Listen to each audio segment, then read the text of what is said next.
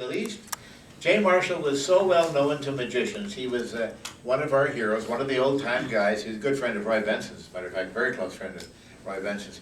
He worked the Sullivan Show many times. Maybe you saw him. He did Lefty, a glove puppet. That's what, remember him? Okay.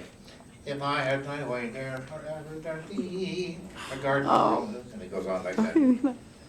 So Jay's out on stage. Now, well, I got to tell you this. I approached there was the Palace Theater in New York when they used to do a vaudeville show. It was a movie. And I was passing by the theater, and I saw Mark Letty standing out in front of the theater. Now, Mark Letty was a very famous agent who booked the Palace.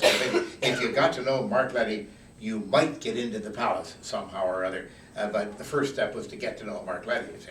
And so I knew him from all kinds of connections that I had in New York, though I never played the Palace, drat. So Mark Lady was standing outside and he said, "Oh, Randy. And I said, yeah, thinking you wanted to book me in the Palace. Wrong. And he said, sit with me. He said, I'm going to go in and see Jay. He's coming up in a few minutes. I said, oh, yeah, sure. He said, I'll fall asleep, you know that, and wake me up when Jay comes on. Oh, okay. So we went and sat down, and Mark Lady dozed off immediately. Jay was announced. I gave him a shot, and he straightened up. Jay walked out on the stage and did Lefty. Now, the way he did Lefty, this glove puppet thing, was two white gloves. He took the two white gloves, he put the one on, there were two big black buttons sewn on the back. Those are the eyes of Lefty. See, they were here, the two buttons. I did this. Lefty would have to look like that. So anyway, two black buttons like that. And he took the other glove and put the two fingers coming out of the hand here so they looked like the ears. See, it was great. And the mouth moved like this. This is the way Lefty spoke, you see.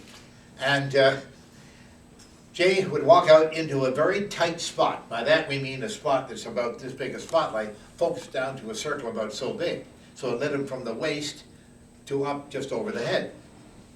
Now, a tight spot like that is strong.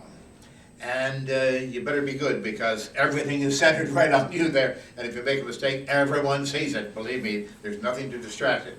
So Jay walked out there and they played the music and whatnot, and he set up Lefty, and he started out and he said, good evening, as Lefty.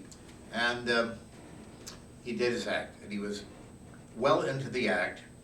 He came to a point where Lefty was singing, if I had my way dear forever, the garden, etc.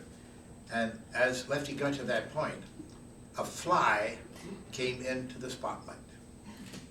Now a fly looks like it's this big, but it hits the spotlight, of course, because it's throwing light back. And the fly is completely discombobulated, blind, can't see, and such. I assume. I've never been a fly, so I don't know. But I think I can speak with a certain amount of opinion on that. The fly came into the spotlight and buzzed around, and Jay appeared to be quite unconscious that, you see, and Lefty caught the fly. And Lefty stopped singing, you see. Jay looks at him, says, well, sing the song. And Lefty said to him, what? Speak up. And the fly came out. Now the chances of that happening are, first of all, catching the fly, and then the fly is being spit out. Like he just made a little something like that, going, so he spit it out, and then Lefty looked at him and went, like that. What is your problem? He said, there was a fly here. I don't see any fly.